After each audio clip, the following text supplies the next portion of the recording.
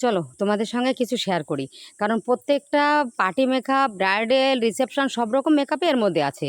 আর দেখো, আমি এত বড় আর্টিস্ট নই যে এখন আটা ময়দা দিয়ে সাজিয়ে একেবারে মানে তারা ই করে দেবো। আমি ওরকম আটা ময়দা দিয়ে সাজাই না। আমার যার যতটুকু দরকার ঠিক তাতে ততটুকু দিয়েই আমি সাজাই। এবার তোমরা দেখতে থাকো যে আমার সাজানোগুলো, প্রত্যেকটা এক একটা সাজানো তোমার দেখাচ্ছি, তোমরা বলতে থাকো যে সাজানোগুলো আমার কেমন হয়েছে। আর তারপর তোমাদের আর কমেন্টস করার জন্য তো থাকেই নেগেটিভ না, যে কীভাবে ভালোটা হলেও তারা খারাপ বলবে, আর খারাপটা হলে যেটা একজন যদি বলে যেটা ভালো হয়েছে তাহলে সব ধরে বলবে হ্যাঁ ভালো হয়েছে। আর একজন যদি বলে খারাপ হয়েছে তাহলে সে গোষ্ঠী ভরে বলবে যে হ্যাঁ খারাপ হয়েছে। এবার তোমরা সাজানোগুলো দেখো। আর একটা ভিডিও আমি করেছিলাম, ওটা হচ্ছে আমাদের ফানি ভিডিও ছিল। আর হ্যাঁ, ওর বাড়িতে যেখানে আমি সাজিয়েছিলাম তাদের বাড়িতে তাদের খুব পছন্দ হয়েছিল।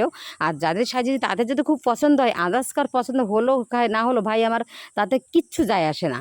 আর প্রথমত দেখো, আমি সাজানো কিছু কিছু তোমাদের সেন্ড করলাম, তোমরা সেটা দেখো তোমরা কেমন সাজানো হয়েছে। খারাপ হলে তোমরা বললো। আর বেশিরভাগই আমি সাজাই পার্লার এতে, বাড়িতেও যাই। আর আমি সাজাই খুবই কম রেঞ্জ, যা একদম সামর্থ্য অনুযায়ী। তার কারণে আমার কাছে সবাই সাজতে আসে, খুব অল্প পয়সায় সাজাই বলে।